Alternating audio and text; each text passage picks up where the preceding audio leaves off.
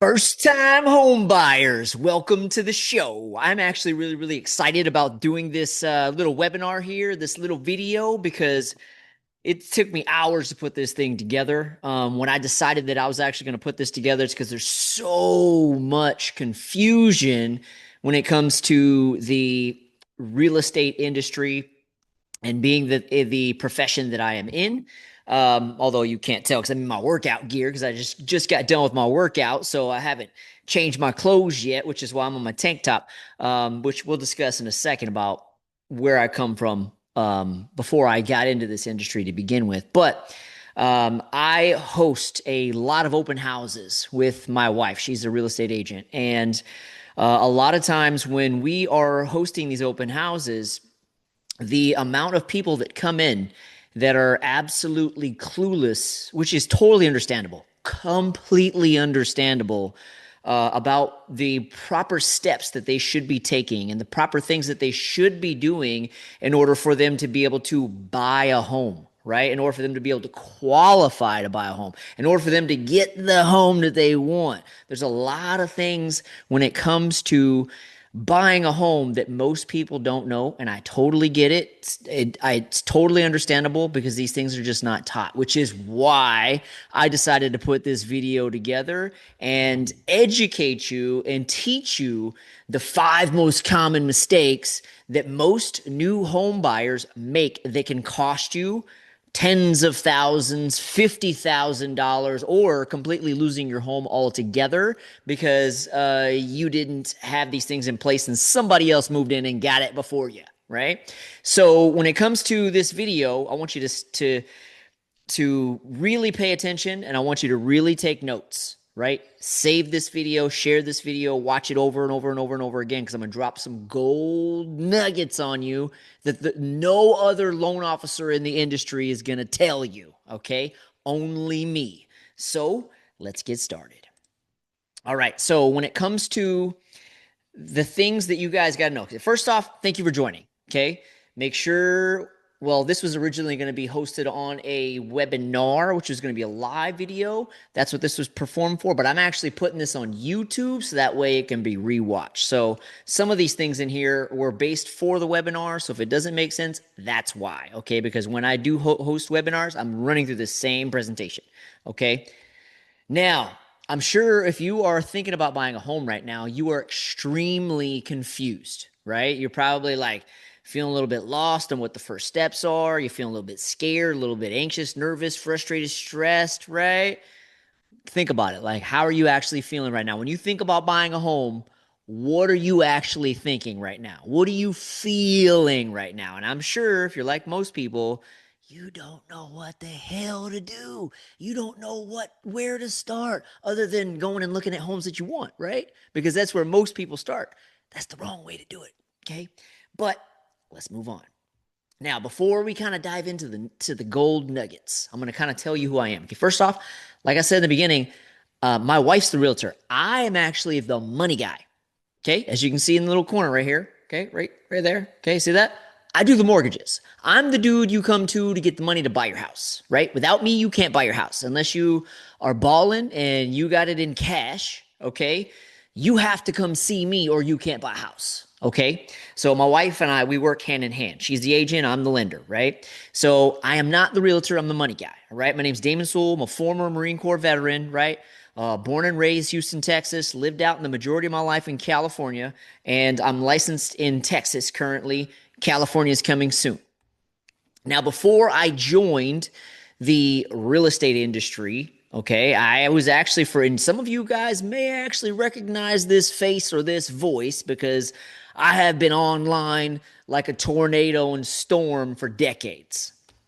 Even written a couple books, okay?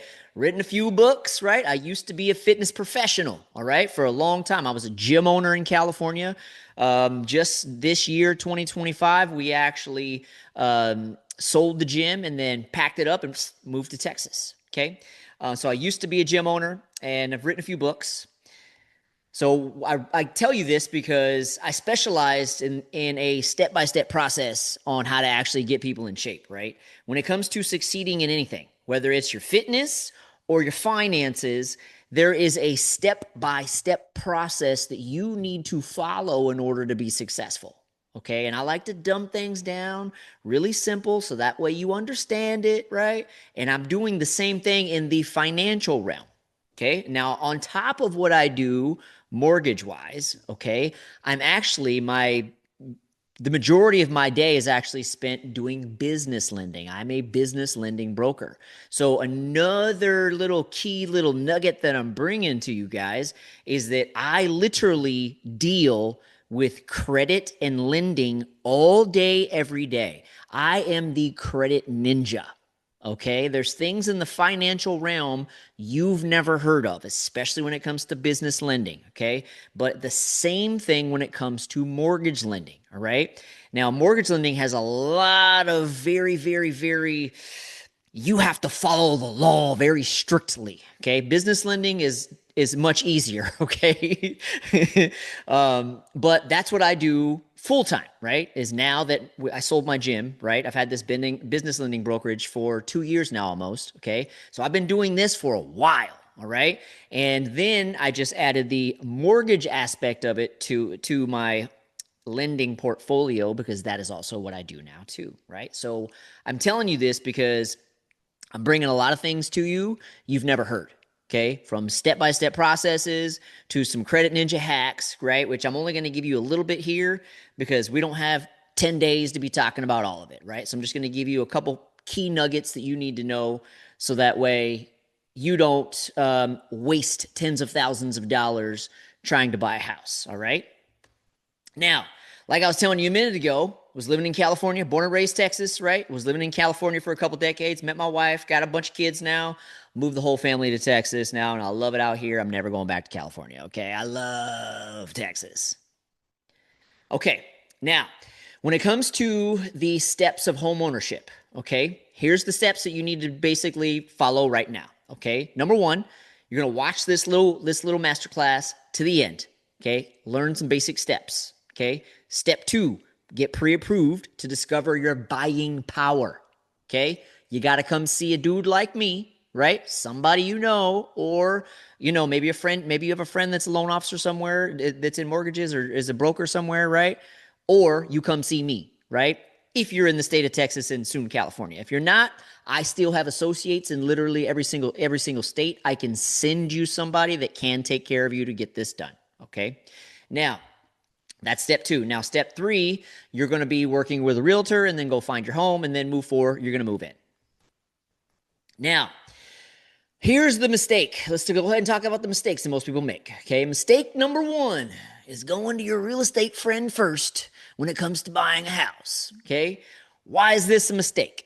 Okay, if you are not fully pre-approved before you go house hunting, the likelihood of you falling in love with a house that you may not qualify for or may not be able to afford is probably going to break your heart.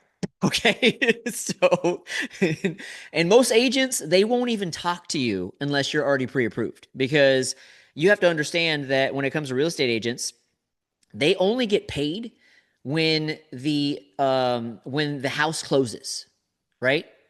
Okay, so all those houses they're showing you, all that work that they're putting in, all those text messages that you're sending them all day long, they make $0. Okay, they're spending all that money driving all over the place, all those hours researching properties, looking for the perfect place for you, taking you and showing you all these homes all over the area. Okay, my wife, she drives all over North Texas constantly showing houses. Okay, and she loves it, right? I'm not complaining, but it's costing her a lot of money to be driving around back and forth, right? Costing a lot of time from her to be doing all that, right?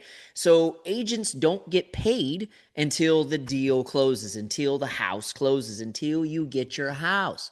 So a lot of times the agents don't want to work with you unless you've already been pre-approved. Right? They need to know what your buying power is so that way they know exactly what type of house and what areas they need to look for you a home so that way they're not wasting time and you are ready to roll. Okay? So mistake number one that most first-time home buyers make is that they go to the real estate agents first. You should be going to your loan officer first. You come see me or you come see somebody else or you come see me and then I'll send you to somebody else if you're in a different state. okay? But you don't go to your agent first, you go to a loan officer, okay? So that is mistake number one, going to your agent first. Mistake number two is not knowing the actual cost of a home. Okay, a lot of you guys think that, like, when it comes to buying a home, it's just going to be like your the principal and interest, right, for your mortgage payment. Your actual mortgage payment, what you're going to be paying towards your house, actually includes a lot more than what you guys think. And the reason why this is important, the reason why this is important, oh, is this is going to determine how much and how expensive of a house you can actually afford. Okay, and I'll talk about that in the next mistake here too in a second. And this is why. So if you look at this, when it comes to your monthly payment, there's a lot that goes into it. So let's say right here, if you can see my little mouse right here, let's say you're going to purchase a normal house in America these days is about 450K. Okay, now let's say you're going to put 10% down. Little hint here, you don't have to put 20% down. You can actually put in less. Okay, you're going to put down $42,000, right? Because that's 10% of the 420, which means you're going to be taking out a loan, right? Coming to see a guy like me or somebody you know, right? To get a loan to buy this house. And you're going to get this loan for $378K, right? Now, this is what your actual, at about roughly 6.5% right now, right? Is what it's 6.2 to 6.5-ish right now. And it really all depends on your profile, which I'll explain later on. Because even though the rates may be low, your personal profile may be garbage, and you're going to pay a lot more than that. Okay, and I'll explain that in a minute too. But when it comes to your house, you have your principal, you have your interest, you got your property taxes, you got your HOA, you got your insurance, your mortgage insurance, right? Your hazard insurance, your flood insurance. You got all these things that are going to go into your payment. So for your payment, if you look at, there it is, my little arrow here. See, if you look at this right here, this is just your mortgage payment, right, with the principal and interest, right? But you added hazard insurance, property taxes, mortgage insurance, HOA. Now you're at 3,672. The reason this number is important is because this goes towards your DTI, your debt to income. This is going to determine whether or not you can afford a certain amount of house, or you have to go cheaper, or you can go bigger. And it's going to also determine whether or not you will actually qualify for a loan. Okay, so just keep that in mind. All right, so mistake number 3 is not knowing what the lenders are looking for to qualify you. Now, I kind of just hinted to it because that little piece right there that I was just talking about is a big piece of how they're going to qualify you. Okay, so here's some financial secrets that they're not going to tell you. Okay, you're only going to hear this from me. All right, because no one is in this industry is doing this except for me. Okay, it's giving you the secret sauce. All right, now here's one of the things that will get you denied right away, folks. Read that right there. What's that say? Things that get you denied. High utilization on a credit card. Now, what does that mean? Utilization is how much you're using on your credit card. Okay, so let's say you have a card that has $1,000 balance, and you have a $900, or you have a $1,000 limit, and you have a $900 balance. That's 90% utilization. Guess what that means? Denied, denied, denied. Okay, the mortgage industry is very, very, very strict, and the lenders don't want to see certain things because they know that based on the past and the history of the world and the financial realm and the mortgage industry, that they found that when people hold high balances on credit cards, guess what happens? They default. Okay? They default. And the banks don't get their money for the houses, and they have to foreclose on people. So they have certain standards that they have created that they basically are looking for. And I'm going to give you some of those little secrets. Okay. Now, high utilization on credit cards is one. So what does that mean? Pay your shit down. Okay. Pay your shit down. Don't hold balances. All right. Now, the way that most lenders look at it in the industry and in the business lending realm you can get away with having, 30% utilization, right? You can still qualify for business lending products, right? No problem. As long as it's like not over 30%. When you start getting over 30%, rejection, rejection, rejection, rejection, right? So this is one of the little credit ninja hacks that I was telling you about. Most people don't know this, right? So 30% is kind of the benchmark when it comes to business lending. Now, when it comes to mortgages, the lenders, they want to see 0 to 5% max. Okay. Do you see what I'm saying here? So what that means is if you have $1,000 credit card, that means you can't have any more than $49 on that credit card when that bank statement closes. Now, if you've never looked at your statement, you have your due date, and then a few days afterwards, there's what's known as your statement closing date. Okay, here's some ninja hacks here. Always pay your shit off before the statement closing date. Okay? Here's why. Once that statement closes, whatever balance is on that card is going to get reported to the bureaus. Okay, the credit reporting agencies, the Equifax, the TransUnion, and the Experian. That is what's going to show on your credit report. When that statement closing date ends, right? That balance is being reported. So if you have 90% utilization on that card, if you have $1,000 card and you have $900 on that, that's a 90% utilization. That's a crime in the financial realm, okay? That is being reported. Guess what's going to happen to your credit score? Tank. You're going to drop you 20, 30, 40, 50 points, depending on how many cards you have that are doing that, right? So the little credit ninja hack is always make sure, ideally, you want to make sure your cards are paid off. 0 balances at statement closing date. Okay, that's ideally what but I understand, there's certain situations that happen. Maybe your card broke down, maybe something happened and you couldn't afford to do it that month. I get it, right? But as a general rule, a general financial rule, because we're not taught credit or financial literacy in school, right? But your Uncle D over here is here. Your brother D, your big brother, right? I'm your financial big brother, is over here giving you some sauce so that way you understand how to actually play the game, right? So statement closing date, pay it off, right? So because that's being reported. Now what happens is once that gets reported, that's there for a month. Okay? So that means if your credit tanks, right? Because you had high utilization, now you got to wait a month to pay that off and then for them to report it again. Do you see where I'm going with this? You got to wait a whole month. So guess what happens? So let's say you let your card close and you had high utilization. You forgot to make your payment and pay it, or you forgot to pay it down, right? Now you're thinking like, oh, you know what? I need to go get pre-qualified. I need to go see Damon so that way I can get pre-approved so that way I can go buy a house. So guess what? You come see me when you just reported that 90% utilization. Guess what's going to happen? Guess what's going to happen? You're going to get denied. You're going to get denied. Or if they do approve you, it's going to be super high interest rate, which you ain't going to want to pay. Okay? So financial literacy. We live in a credit-based society, folks. In case nobody's ever told you this before, you got to have good credit to do everything. And one of the most basic things that you can do, because this right here, credit card utilization, the amounts you owe make up 30% of your credit score. So if you have high utilization, bang, 30% of your score is trashed.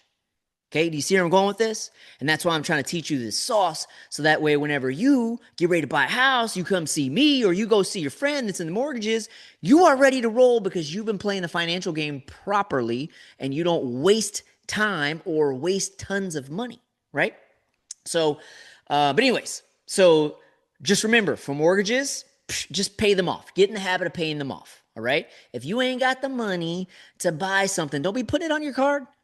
Okay? You ain't impressing anybody. Most people are in severe credit card debt because they are trying hard to impress people who don't matter.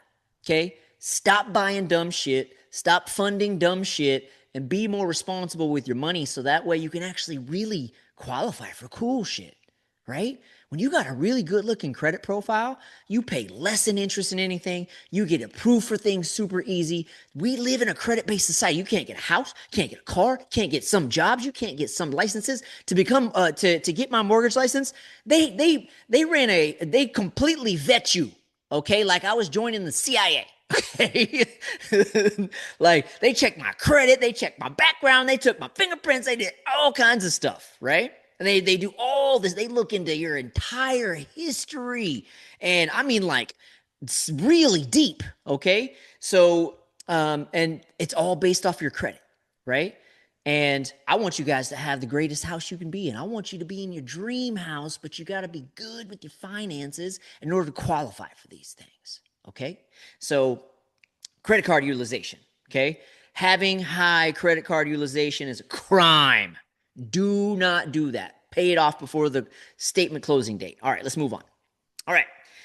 So now here's something else that most of you guys don't know when it comes to credit. All right. A lot of places, you guys are going to be applying as a couple. Here's something you guys don't know. When you apply as a couple to get a mortgage, okay, for a house, what's going to happen is the lenders, they are going to take the middle lowest score of the spouse with the lowest scores. Okay, so let's say spouse number one has a 780, 770, 750. Those are TransUnion, Equifax, and Experian, right? And the other one has a 680, 670, 660. The lenders are going to take the middle lowest score. So when it comes to qualifying for your loan, and here's the deal. With a low score, you can still qualify for certain products, okay? You're going to have terrible interest rates, right? But you can qualify, right? And maybe in a few years you could refinance it, right? But you can qualify, but you're going to pay more for it, okay? And it's going to be paid more in interest, right? And some, depending on the type of loan that you get, some may require more of a down payment because your credit score is low, right? The person with the exceptional credit, which 780 plus is considered exceptional, okay? And pretty much after you get over 780, like there's no more benefits when it comes to mortgages, right? You're basically somebody who has a 850 is basically getting a similar interest rate as somebody who has 780, okay? So, but when you're below that, when you're below 780, you're all getting charged for it. More. You're paying more for in interest for every little bit down below 780. Okay, just an FYI, in case you'd never heard that before. All right, but anyways, like I was saying, when you apply as a couple, they're going to choose the lowest middle score, which means, what does that mean? That means that you both, as a married couple, need to make sure that you are on top of your game financially. Okay, now, just so you guys know, typically when people have a score like this, it's usually mainly for most people, it's because they have high credit card utilization. So once you pay off that card, your score is going to shoot up 20, 30, 40, 50 points. If you have multiple cards, especially. If you have multiple, like a store card, credit cards, blah, blah, blah, all these cards, and they all have high utilization, it's going to kill your score. So once you pay those off, your score is going to go, whoop, right? As long as you don't have derogatory marks. What are derogatory marks? These are late payments, charge-offs, bankruptcies, collections, things like that. These are derogatory marks. And if you have these on your credit, your score's trash. You're going to be denied for a lot of stuff, even a lot of mortgages. They don't want to deal with people who have late payments and things like that, right? So, I mean, you can for some products, but like I said, you're going to pay a lot more, okay? So it's much cheaper, okay? Just so you know, it's much cheaper to get your credit repaired. Most people don't know this. You can pay for credit repair. I have a few different sources that I use and that are depending on the person and their ninja style getting people's credits repaired, right? So if you have like late payments from like 2-3 years ago, right, that are hurting your score, reach out to me and I will actually give you my credit ninja contact information and then she will hook you up and fix your stuff by law. Okay, everything she does is totally legal because what's ended up happening is, in case you guys don't know this, when the credit reporting agencies are reporting negative information on your credit report, it's technically illegal because they are hurting you. right? So they're technically hurting you from a financial standpoint. So they'll go fight using the law and have those things removed. Okay. It takes time though. Credit repair takes time. It's not like a fast thing, because what happens is the way when they attack these credit reporting agencies, they got like a month to 40 days to respond, right? By law, and they will wait till the very last minute, right? And then they'll come back, and then they usually try and stall, and then you just keep attacking them, and they'll stall, and then eventually they're like, all right, we'll take it off, right? And that's basically how it works, all right? So, but just know, if you have a crappy credit score, right? Which to me, anything beneath a 720 is a crappy credit score. Okay, even 720 even that good. Okay, is 720 even that good? It may sound good to you, but I mean, when you know people that I've had peaks at 809 myself. My mama's got 850. Okay, and we were people who had terrible credit at one point. Okay, at one point, remember back in the 2008 bubble, I was a gym owner back then. Okay, back then, I was in Orange County, California. Everybody out there is in real estate and in mortgages. Okay. And everybody back then, between like 2000 and 2008 ish, were balling. I'm talking everybody had Ferraris and Lamborghinis and Rolls Royces and everything out there, because everybody was in the industry and they were making a killing in that industry, right? Because basically they were giving loans to a bunch of people that couldn't afford it and shouldn't have got it, and they were approving everything. And they make these fat commission checks when they do this, and then that was anyways how the whole thing collapsed. But when it collapsed, the majority of my clientele for my fitness business were all real estate agents and loan officers, right? So when it crashed, I lost like 90% of my clientele. Okay, and this is way before I even understood credit and understood any of this stuff. This is way back in the day, and literally my business went pow, right, and I ended up getting kicked out of my apartment, got evicted. Okay, got behind on all my stuff, on my car payments, my credit cards, and all my stuff. Because before that, I was balling, right? The young 28 something, right? I was balling, right? I'm from poverty, and never seen the amount of money that I was making at that time ever in my life. I didn't even know anybody who was making that kind of money, right? And so I thought I was like king of the world, right? And then it all came crashing down, and then I ended up in poverty, right? Got evicted. But anyways, got evicted, lost everything, right? And then I ended up with a 430 credit score. Okay. And back then I didn't even understand credit, because I was raised poor, and basically all they teach you is like, be debt free, be debt free. So I didn't even understand credit and the power of the credit and stuff back then. But all I knew was my credit score was so bad I couldn't get an apartment, so I had to go rent a room. Okay. And which is pretty embarrassing. So I went from being on top of the world to being broke as hell, renting a room with a 430 credit score. Okay, and then I had to rebuild my entire life from there. And then I literally took it from a 430, okay, and poverty to rebuilding, and then took it all the way up to an 809. Okay, and that was actually because I paid off all my stuff, right? Got up to speed, and then I actually had my credit repaired, right? I hired somebody to repair and get all those derogatories and stuff off, and it wasn't until about 8 or 10 years later that I hit like that 809, right? But my point is it can't be fixed, okay? So trust me. All of us have been there where we've ruined our credit before. The majority of people, especially the ones that have really great credit now, they're only great at it because they already learned from their mistakes and they killed it before, okay? So anyways, back to our little thing here.